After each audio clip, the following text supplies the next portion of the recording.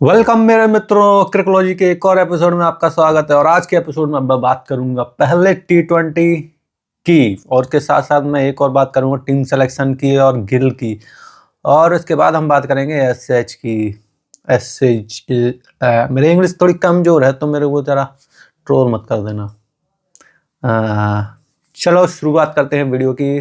सबसे पहले मैं बता दूं, आपको पता ही होगा मैं थोड़ा वीडियो लेट है, लेकिन मैं बता दूं फिर से कि T20 हम पहला जीत चुके हैं, वो भी सारे 100 रन से ऊपर 101 रन से हम जीत चुके हैं। बहुत ही बढ़िया। लग नहीं रहा था, ड्यू आ चुकी थी, मेरे को लगा था वो 15 ओवर में चेस कर मारेंगे, लेकिन उन्होंने ऐसी बेहद बांग्लादेश वाली बैटिंग करी। मैं कहूँगा चाइल्डिश, जो बांग्लादेश पहले करती थी, आती थी, मारती थी। अभी जो वेस्ट इंडीज करती है उसी प्रकार की कुछ बैटिंग थी साउथ अफ्रीका की। वो आए गए, बॉल थोड़ा स्लो रह रहा था, हल्का सा, और थोड़ा बाउंस भी अच्छा था, तो उस पर भी वो मारते आ रहे थे, उस पर बॉल लटक रही थी। मेरी भाषा में कहते हैं लटकना। जब बॉल लटकती है, जब बॉल ऊपर उठती है तो वो लटकती है, तो उस वजह से गिल भी उसी तरीके से आउट हुआ था। उसके बाद अपना सूर्य कुमार यादव भी उसी तरह से आउट हुआ था।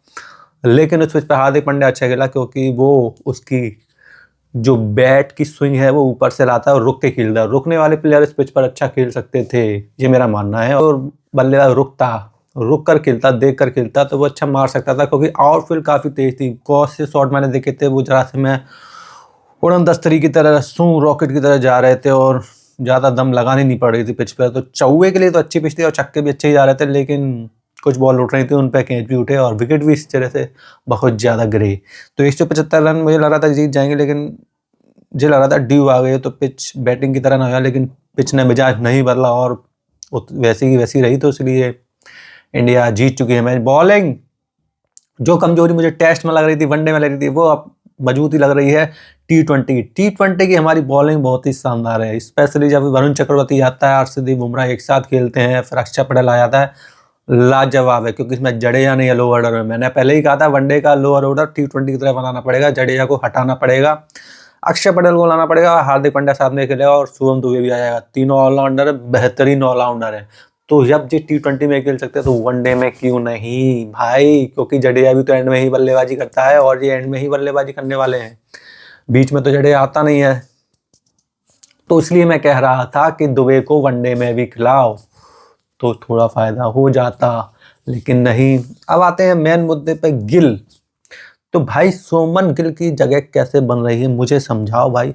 कोई मुझे मारो, ये मैं पहले ही बता चुका हूँ, ये मार्केटिंग के चक्कर में, अपने ब्रांड बनाने के चक्कर में, ये पूरी T20 की ऐसी तैसी कर देंगे, वर्ल्ड कप हाथ से निकल जाएगा। संजू सैमसन इतना अच्छा खेल रहा था साउथ अफ्रीका दौरे पे, टीम 250-250 रन बना रही थी, तो उस बेचारे की क्या गलती थी जो उसको बाहर भगा दिया? पहले उसको मिडिल ऑर्डर में डाला जानबूझकर कि भाई तू मिडिल ऑर्डर में या, तेरे को डायरेक्ट हटा नहीं सकते हैं। लेकिन फिर भाई वो लोअर ऑर्डर का बल्लेबाज है नहीं है, तो उसने थोड़े कम रन बनाए। लोअर ऑर्डर में प्रोबेबिलिटी बहुत ही कम रहती है, तो इस वजह से उनको बहाना मिल गया। वो तो तके ही बैठे थे भाई, कि गिद्ध की तरह नजर गड़ाए बैठे थे। मैंने पहले ही कहा था कि भाई थोड़ा सा कम खेलोगे निकल जाओगे। मैं गारंटी दे रहा हूँ, गिल कितनी 2 सीरीज हो चुकी है, तब से रन नहीं बनाए। ये 1 साल 2 साल खेलता ही रहेगा, जब तक इसका एक पार्ट पिच नहीं दे देंगे और ये शतक नहीं मार जाएगा 40 बॉलों में। ये खेलते ही रहेगा, और फिर एक शतक आएगा, ये परमानेंट हो जाएगा आजीवन के लिए। इनका बस चले, ये दूसरे जन्म में भी गिल को लेके आएंगे। इस जन्म में इनका मन नहीं भरेगा। वो कोहली खुद चला गया, रिटायरमेंट हो गया। नहीं तो ये भाई पैसे के इतने भूखे होते हैं, इनको देश से लेना देना नहीं है, इंडिया हारे या जीते, इनको बनाने हैं ब्रांड। पूरा ब्रॉडकास्टर का खेल है, ब्रॉडकास्टर का खेल है पूरा। इसमें star sport, BCCI star sport तो चलो हॉटस्टार हट ही रहा है, अब कोई ब्रॉडकास्टर आएगा वो भी सेम ही बातें करेगा। सब एड्स इस पे आएंगे। जो स्मार्ट सा बंदा होगा, जो तीनों फॉर्मेट खेलेगा, वो ब्रांड बनेगा। जो तीनों फॉर्मेट खेलेगा वो गिल है। सैमसंग टेस्ट खेल नहीं पाता है, खेल सकता है लेकिन खिलाते नहीं, उसको कभी कंसिडर ही नहीं किया किसी ने भी। तो सैमसंग नहीं हो सकता ना ब्रांड, और ब्रांड वही बन सकता है जो तीनों फॉर्मेट खेले, वो है सुमन गिल। तीनों फॉर्मेट खेल नहीं पाता, T20 में अच्छा नहीं है सुमन गिल, लेकिन उसको जबरदस्ती डालेंगे और डालते रहेंगे जब तक वो रन मारना चालू न हो जाए। ये फिर मुझे लगता है थोड़ा भेदभाव सा बाकी प्लेयरों के साथ। जैसे जायसवाल भी तीनों प्लेयर का टेस्ट खेलता है, वनडे खेलता है, तो क्यों नहीं बन सकता है जायसवाल को भी तो बना ही सकते हैं ना। खैर छोड़ो, गिल को छोड़ दे तो पूरी टीम सॉलिड लग रही है मुझे। गिल की जगह अगर सैमसंग ओपनिंग करेगा, और लोअर ऑर्डर में हार्दिक पांड्या बढ़िया है, और शुभम दुबे भी बढ़िया बॉलिंग के हिसाब से। अगर जो बॉलिंग हो। थोड़ी बहुत ऐसे अचीव भी कर लेते हैं, ऐसे तो एक तरफा होने वाली है, जो मैं पहले से ही लग रहा था कि इंग्लैंड की काफ़ी घटिया टीम है और वो ढंग का खेल भी नहीं पा रही है। जब वो अपने देश में इंडिया की जो टेस्ट टीम है अभी वह काफ़ी बेकार है और वो उससे भी ड्रॉ करा रहे हैं अपने ही कंट्री में, इंग्लैंड में। तो सोच सकते हैं कि कितना लो लेवल है अभी इंग्लैंड के क्रिकेट का, टेस्ट टीम का स्पेशली। वो 5-0 ही होगा, हो ज़्यादा एक मैच धोखे धड़ाके में जीत जाए तो कह नहीं सकते। मेरा अनुमान है 5-0 क्लीन स्वीप इंग्लैंड का लिखा हुआ है, वो होना ही है। और बात करेंगे दो महारथी इंसान, ब्रेंडन मैकुलम और गौतम गंभीर की, जिनने बीड़ा उठा रखा है, एक झंडा लेके चले हैं कि टेस्ट क्रिकेट हम सर्वनाश करके रहेंगे, और उन्होंने वैसा ही कर रहे हैं। वो बिल्कुल ही एक कहता ना हट, एक होता है भाई इंसान गलती मान लेता है, भाई ये गलती होगी, मेरी गलती थी, मैंने चयन सिलेक्शन सही नहीं कर पाया, ये नहीं रहा। नहीं भाई, ये कुत्ते की दुम है, ये मानेंगे नहीं, ये जिनमें छित्तर भी पड़ जाएंगे ना तो भी नहीं मानेंगे, ये गलती मान ही नहीं सकते। अगर ये जीत जाते हैं तो अपने पूरे क्रेडिट पहले ले लेंगे कि भाई हाँ ये बड़ा प्लानिंग का मूव था, बड़ा कर रही मूव था मेरा, ये मैं मास्टरमाइंड हूँ। लेकिन जब हार जाते तो पूरा झीपड़ा ये बल्लेबाजों पर छोड़ देते हैं, बल्लेबाजी बैटिंग नहीं कर पाया तो मैं क्या करूँ। ये इस टाइप के लोग हैं, मुझे नहीं लगता कोचिंग स्टाफ में अभी सूटेबल हैं दोनों ही। इनको पहली फुर्सत में निकाल देना चाहिए और कोई ढंग का कोच लेके आना चाहिए, स्पेशली टेस्ट में। गंभीर मुझे लगता है T20 में ठीक है, T20 में आप एक्सपेरिमेंट कर सकते हैं, आप किसी को ऊपर नीचे कर सकते हैं सिचुएशन के हिसाब से, क्योंकि 2-2 ओवर सबको खेलने होते हैं।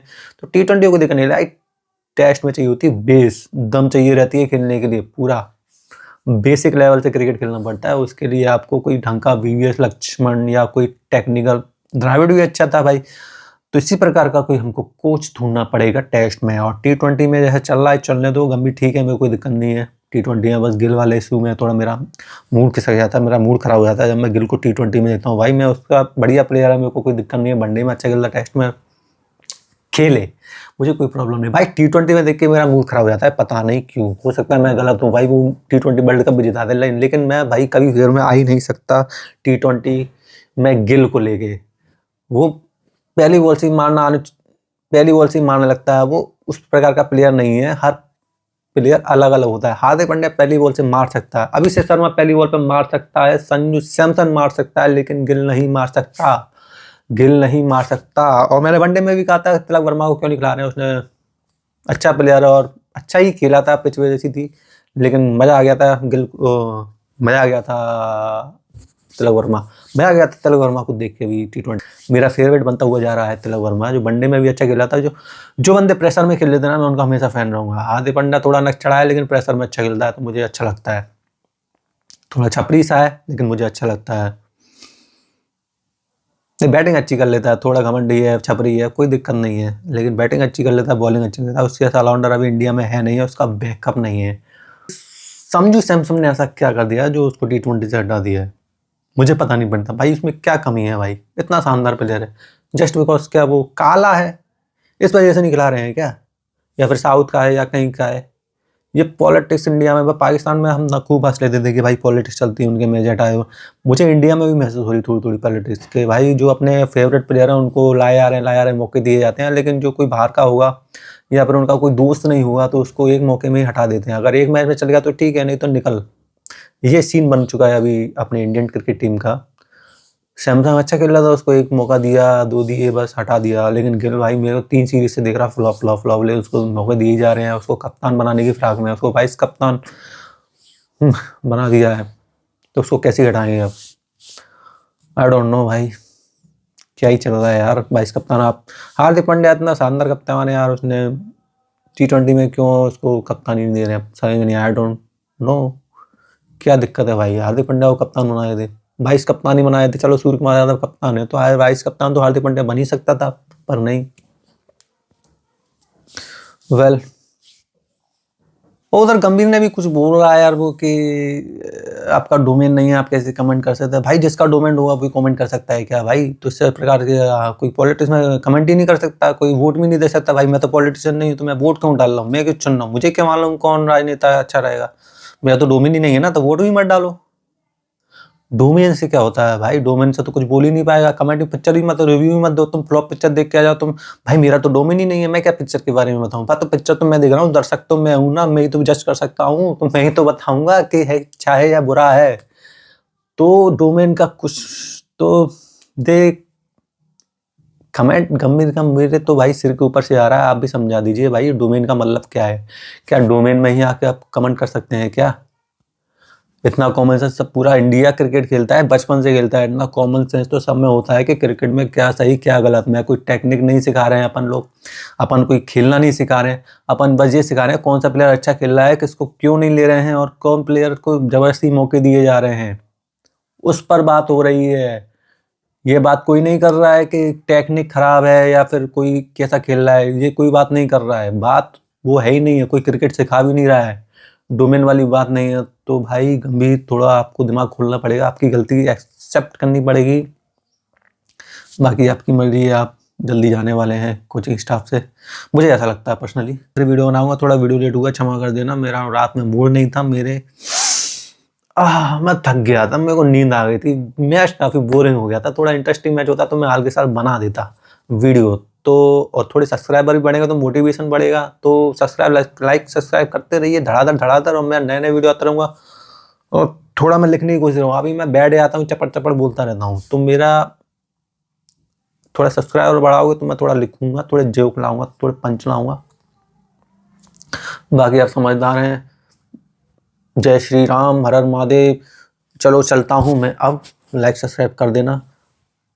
मैं हूँ आपका राहुल कटारे, और क्रिकोलॉजी का एक और एपिसोड समाप्त होता है। अगले एपिसोड में फिर मिलूंगा।